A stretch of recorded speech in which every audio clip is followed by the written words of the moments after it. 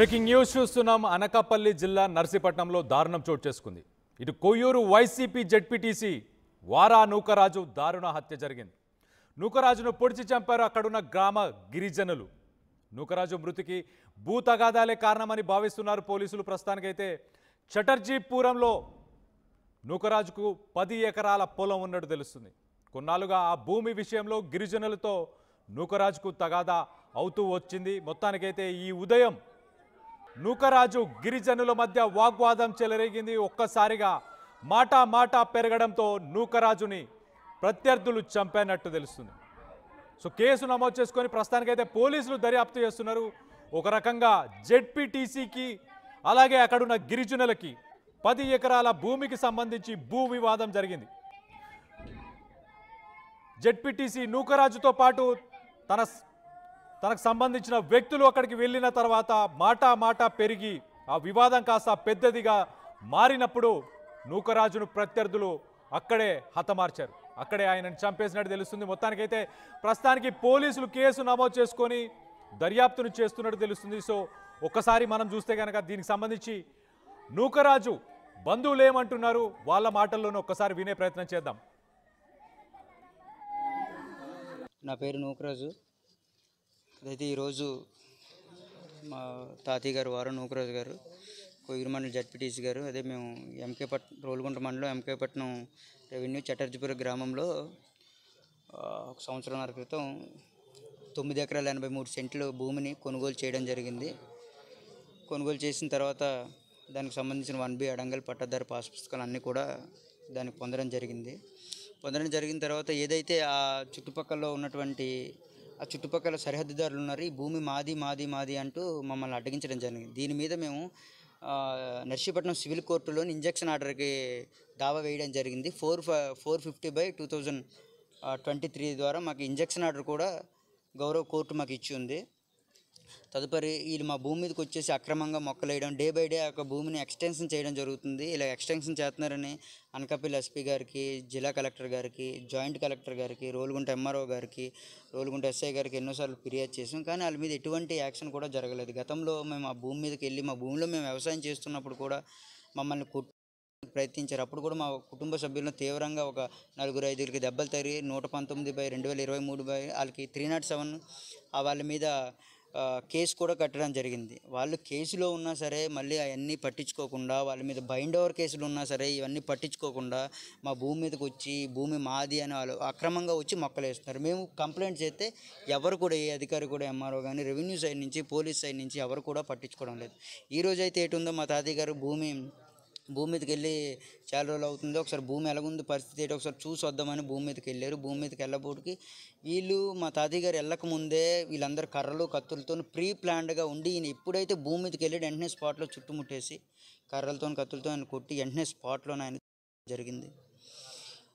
దీనికి ఏం మాట్లాడాలో కూడా మాకేం అర్థం కావట్లేదు. తీవ్రంగా మాకు జరిగినటువంటి అన్యాయం. ఎన్నిసార్లు మేము భూమి కొనుక్కొని మా భూమి మీదకి మేము వెళ్లకుండా మేము భూమి రిజిస్ట్రేషన్ చేసి ఎటువంటి యాక్షన్ తీసుకోలేదు సార్. దీని మీద ఎన్నిసార్లు కంప్లైంట్ ఇచ్చినా ఎటువంటి యాక్షన్ తీసుకోలేదు. నెక్స్ట్ వచ్చేసి మాకు ఇంజక్షన్ ఆర్డర్ కూడా ఉంది. 450/2022 ఇంజక్షన్ ఆర్డర్ కొనసాగుతుంది, ఫోర్స్లోనే ఉంది సార్. బట్ ఎవరు కూడా ఇప్పటి వరకు ఏ యాక్షన్ ఆయన మనోవేదన బాగా వచ్చింది. నేను కొనుక్కున్న భూమిని మాకు అది తప్ప వేరే ఆధారం లేదండి. ఆయన 3 సార్లు జడ్పీటీసీ చేసిన సిపిఐ పార్టీలో ఉండేవారు, ఇప్పుడు వైఎస్ఆర్ కాంగ్రెస్ పార్టీలో ఉన్నారు. సిపిఐ పార్టీలో ఉన్నప్పుడు ప్రజల పక్షాన నిలిచే వ్యక్తి, అందరికీ తెలిసిన విషయమే. ఏదైతే మాకున్నటువంటి గోలుగుండలో ఉన్నటువంటి భూమిని అమ్మేసి ఇక్కడ కొనుక్కుందాం, ఇక్కడ ఏదో మొక్కలేసి ఇక్కడ సాగు చేద్దాం, రేపు పొద్దున్న బాగుంటుంది, పిల్లలకు బాగుంటుంది అనే ఉద్దేశంతో ఇక్కడ కొనుగోలు చేయడం జరిగింది. కొనుగోలు చేసిన దాంట్ నుండి డబ్బులు పోయే ఆయనకి మానసికంగా ఇబ్బంది జరిగి ఈరోజు తీవ్రంగా మనిషే లేకుండా పోయాడు. ఎన్ని కర్రలు కత్తలు పట్టుకొని ఈయన ఎల్లబోడికి ప్రీ ప్లాన్డ్గా అక్కడ ఉండి ఈయన వస్తున్నారనే ముందస్తు ఇన్ఫర్మేషన్తోనూ వాళ్ళు అక్కడ ఉండి వెంటనే ఈయన ఎల్లబోడికి తల మీద కొట్టి ఘోరంగా జరిగింది సార్. ఇంజక్షన్ ఆర్డర్ ఆల్రెడీ కొనసాగుతుంది. మా భూములను మేము చూసుకోవడానికి వెళ్ళినప్పుడు వాళ్ళు ఆల్రెడీ ప్రత్యర్థులు ఎవరైతే ఉన్నారో వాళ్ళు ఆల్రెడీ కర్రలు అలాగే వెపన్స్ అన్నీ తీసుకొని ముందే ప్లాన్ చేసినట్టు తెలుస్తుంది. సో మొత్తానికైతే మాకు అన్యాయం జరిగింది, దీనిపై ఎవరు చర్యలు తీసుకోలేదు. గతంలో కూడా ఇంజక్షన్ ఆర్డర్ తెచ్చుకొని మా భూమిని మేము స్వాధీనం చేసుకోవడానికి ప్రయత్నాలు ఎన్నో చేశామని చెప్పేసి చెప్పుకొచ్చాడు. ఇటు నూకరాజుకు సంబంధించిన మనవడు సో మొత్తం మీద ఒక రకంగా నూకరాజుకి అలాగే అక్కడ గిరిజనులు ఎవరైతే ఉన్నారో గిరిజనులకి ఆ భూమికి సంబంధించి తగాదా వల్లే ఈ సంఘటన చోటు చేసుకున్నట్టు తెలుస్తుంది. దీనికి సంబంధించి మరిన్ని వివరాలు మా ప్రతినిధి శివరామకృష్ణ ఉన్నారు, ఆయనతో మాట్లాడి తెలుసుకునే ప్రయత్నం చేద్దాం. శివరామకృష్ణ, చెప్పండి, అసలు భూ తగాదేనా? ఒక పక్కన మాకు ఇంజెక్షన్ ఆర్డర్ ఉంది అని చెప్పేసి నూకరాజు మనవడు చెప్పుకొస్తున్నారు. ఇంజెక్షన్ ఆర్డర్ ఉంటే మరి గిరిజనులకు ఏంటి, వాళ్ళకున్న ప్రాబ్లం ఏంటి, వాళ్ళ వర్జన్ ఏంటి, వాళ్ళేం చెప్పాలనుకుంటున్నారు, వాళ్ళకు భూమిపై హక్కు ఉందా, ఉంటే మాత్రం ఇలా చేయొచ్చా, ఒకరిని చంపొచ్చా, దీనిపై లేటెస్ట్ అప్డేట్ ఏంటి? కళ్యాణ్, అల్లూరు జిల్లా కొయ్యూరు జెడ్పీటీసీ వారా నూకరాజు హత్య నిజంగా ఇది ఈ రోజు మొత్తం అనకాపల్లి జిల్లాలోనే మొత్తం అంతా కలకలం రేపిందని చెప్పాలి. కొయ్యూరు మండలం వైసీపీ జెడ్పీటీసీ వారా నూకరాజు దారుణ హత్యకైతే గురయ్యారు. రోలుగుంట మండలం చటర్జీపురం వద్ద ఆయనకు 10 ఎకరాల పొలం అయితే ఉంది. భూమికి సంబంధించి పట్ట ఆయన పేరు మీదే ఉంది. అయితే ఆ భూమిని గిరిజనులు సాగు చేస్తున్నారు. గత కొన్ని సంవత్సరాలుగా ఈ భూమి విషయం మీద గిరిజనులకు ఆయనకు గొడవలు అయితే జరుగుతున్నాయి. గతంలో ఆయన మీద గిరిజనులు దాడి చేశారు. ఒక ప్రైవేట్ ఆసుపత్రిలో దాదాపు 4 రోజుల పాటు అయితే చికిత్స పొంది ఆసుపత్రి నుంచి డిశ్చార్జ్ అయ్యారు. ఈ గొడవ నేపథ్యంలో బైండ్ ఓవర్ కేసులు కూడా పోలీసులు నమోదు చేశారు. ఈ నేపథ్యంలో సోమవారం ఉదయం జెడ్పీటీసీ నూకరాజు భూములు దగ్గరికి అయితే వెళ్లారు. ఈ గిరిజనులకు అయితే ఈ రోజు ఉదయం ఆ భూమి దగ్గరికి అయితే వెళ్లారు. గిరిజనులకు ఆయనకి మధ్య వాగ్వాదం నడిచింది.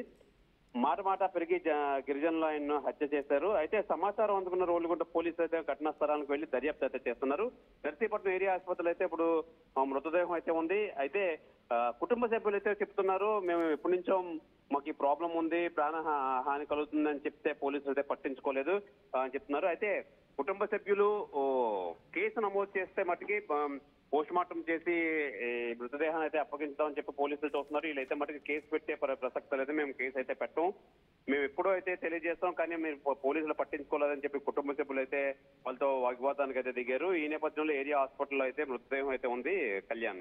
ఈ నేపథ్యంలో ఎవరైతే ఈ వారా నూకరాజు అవతల వాళ్ళు ప్రత్యర్థులను ఇల్లులు కూడా తగలబెట్టించారని చెప్పి ఒక కథనం అయితే వినబడుతుంది. ఏదైనా ఈ రోజు ఉదయం ఆ భూమిలోకి వెళ్ళగానే ఈ గిరిజనులకి ఈయనకి వాగ్వాదం మాట చెలరేగి ఆ గిరిజనులు ఈ కత్తులతో అయితే దాడి చేసి ఈయనైతే హతమార్చడం అయితే జరిగింది Kalyan. Right Sivaramakrishna, thanks for the latest update. Anakapalli జిల్లా నర్సీపట్నంలో ఈ దారుణం చోటు చేసుకుంది. కొయ్యూరు వైసీపీ జెడ్పీటీసీ వారా నూకరాజుని దారుణంగా హత్య చేశారు. గిరిజనులు దాడిలో నూకరాజు మృతి చెందినట్టు తెలుస్తుంది. ప్రస్తుతానికి ఏరియా హాస్పిటల్లో అతని మృతదేహం ఉంది. గతంలో కూడా ఆ భూమికి మాకు హక్కు ఉంది, 10 ఎకరాల భూమిపై వివాదం జరిగింది. ఇటు గిరిజనులు అలాగే ఇటు జెడ్పీటీసీ నూకరాజు మధ్య వివాదం జరిగినట్టు తెలుస్తుంది. మాట పెరిగి ఆ ప్రత్యర్థులు ఎవరైతే గిరిజనులు ఉన్నారో వాళ్ళు నూకరాజును అక్కడికక్కడే దారుణంగా కొట్టి చంపినట్టు తెలుస్తుంది. సో ముందే కర్రలతో దాడి చేయడానికి వాళ్ళు వచ్చారు అని చెప్పేసి నూకరాజు మనవడు కూడా చెప్పుకొచ్చాడు. సో మొత్తం మీద గతంలో ఇటు నూకరాజు అక్కడున్న గిరిజనులకు సంబంధించిన ఇళ్లను కూడా తగలబెట్టాడు అని చెప్పేసి వాదన అయితే ఉంది. మొత్తానికైతే దీని ప్రస్తుతానికి పోలీసులు ఈ కేసును నమోదు చేసుకొని దర్యాప్తు చేస్తున్నారు. ఏపీలో ప్రతీకార రాజకీయాలు పెరిగాయా అన్న దానిపై మీ అభిప్రాయాలు ఏంటి అనేది కింద కామెంట్ రూపంలో తెలియపరచండి.